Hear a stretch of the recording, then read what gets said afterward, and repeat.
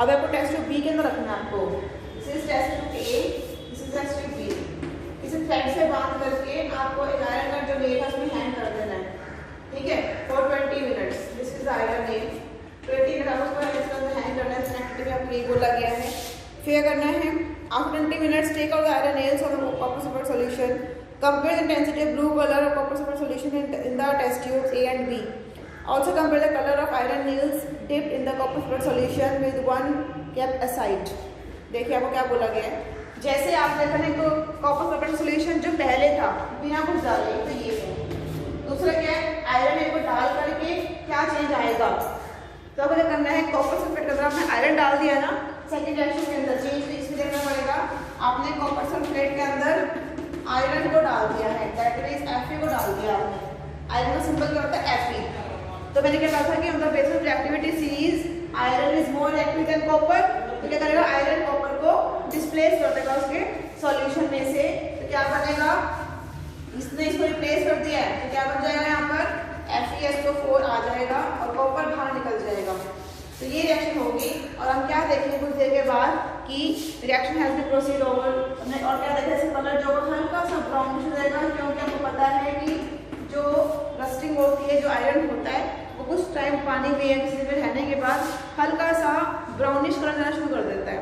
Iron के जो nails होते हैं जंग लग जाते हैं जैसे आप बोलते हैं, तो वो क्या है, हल्का ब्राउनिश हो जाएगा। और इसका ब्लू का ब्लू ही रहेगा, ब्लू का ब्लू ही रहेगा। मतलब कि when iron is dipped in copper sulfate solution then the blue color of copper has been faded away. Fade होगा ब्लू कलर, इसका सेकंड वाले ब्लू कलर फेड हो गया ना, क्यों, reaction has been taken place that iron has displaced copper from copper sulphate solution, जिसके वजह से उसका ब्लू कलर अब नहीं रहा।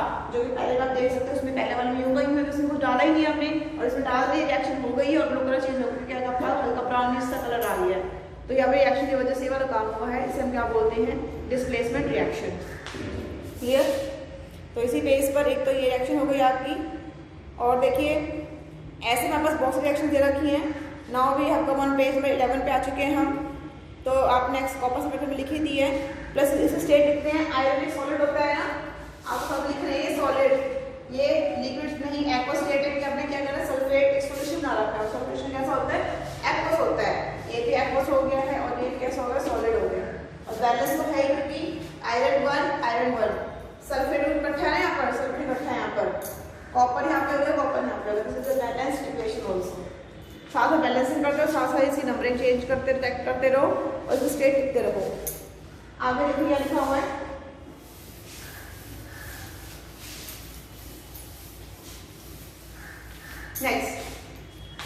नेक्स्ट लिखा हुआ है इसमें, in other displacement examples are zinc with copper sulphate solution, zinc plus copper sulphate solution. Zinc solid होता है और कॉपर सल्फेट का सल्फेट एक्वस होता है। जब ये रिएक्शन करेंगे तो कुछ होगा, बिल्कुल होगा, क्यों, क्योंकि जिंक जो है वो कॉपर से ज़्यादा रिएक्टिव है और उसके जगह पे आकर के बैठ जाएगा और इसको बाहर निकाल देगा।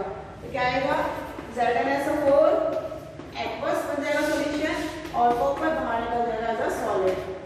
अब बैलेंसिंग करते हैं, जिंक यहाँ पर है, एक कॉपर है, एक SO4। बेटे जो SO4 ग्रुप है ना, सल्फेट ग्रुप जो होता है, वो अगर आपको एसिड दिखाई दे रहा है उसकी साइड पर भी, तो उसको एज अ सिंगल यूनिट मान के चलोगे, पूरा इकट्ठा एक ही है।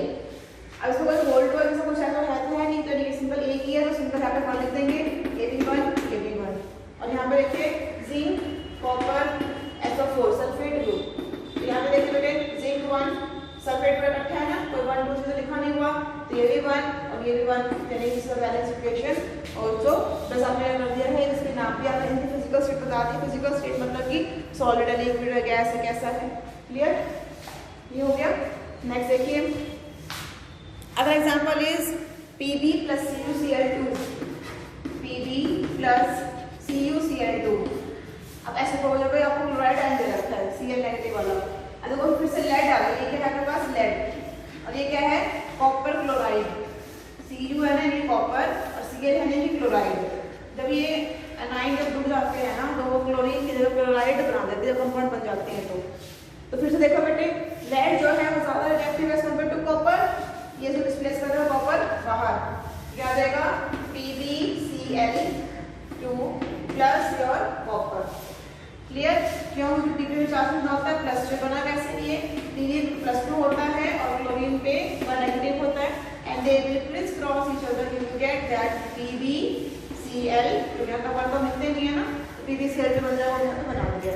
नाम क्या हो गया इसका? Pb माने लेड, Cl माने क्लोराइड,